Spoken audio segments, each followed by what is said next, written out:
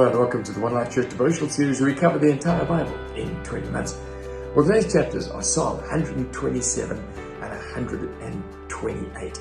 Now, these are Psalms of Ascent, which means that they were sung by the children of Israel as they came to Jerusalem up to the main festivals every year. Now, Psalm 127 is particularly significant because it's written by Solomon and it's about building and it's about guarding. Now, Solomon knew how to build, didn't he? I mean, he built houses for himself, for his 700 wives. I mean, that's a lot of building. He built a temple for the Lord. He built houses for his horses. He built cities. And then when he says, lest the Lord builds the house, the laborers labor in vain. He knows what he's talking about, doesn't he? He's not saying don't work. I mean, I think he was a little bit of a workaholic. If you read the Song of Songs chapter 5, it's very clear that as a young married man, he was working late at night, coming home late to his bedroom late at night because he was working so hard. So he's not saying don't work, but he's basically saying when you work and God's not in it, you are just like building sandcastles on the sand. He says, no, come on, you've got to see what God is building and the materials he's building with, because his building materials are eternal. The implications of God's developments, reach deep into the spiritual, the eternal, and it has a whole new meaning to them. He says, unless the Lord watches over a city, the gods guard in vain. So in other words, if you try to protect something that God's not into, it's like a sea just washing over at high tide your little sandcastle. It's as futile as that. He says, in vain you rise early and you stay up late, toiling for food to eat. In vain. God is like this massive river of life moving through history. And you want to go with the current. I'm a canoeist, and I tell you, when you paddle in a river and you're not going with the current, you're in trouble. Well, first, you're not going to get anywhere going upstream.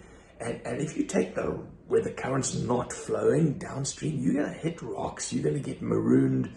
Now, he's saying, in vain you rise early in the morning, in vain you stay up, if you're not doing what God's doing. So this is a real call to walk in step with God, to have him direct your steps. And then he says this, children are a heritage from the Lord and offspring a reward from him. It's also quite rich coming from Solomon. We don't know too much about Solomon's children. Only one really is named. Now, if you had 700 wives and 300 concubines, you would imagine there are thousands of children, wouldn't you? But we only hear of one. So, I mean, that's quite interesting coming from him. Luke asks the question, is there a reward for people who don't have children? Well, that's a very good question, Luke. Firstly, let's not undo the miracle and the blessing of children. When God gives you the privilege of bringing someone into the world and directing them and leading them, that is an incredible privilege and blessing. But primarily, God is our blessing. God is our reward. God is our inheritance. And so far, far greater than children can be.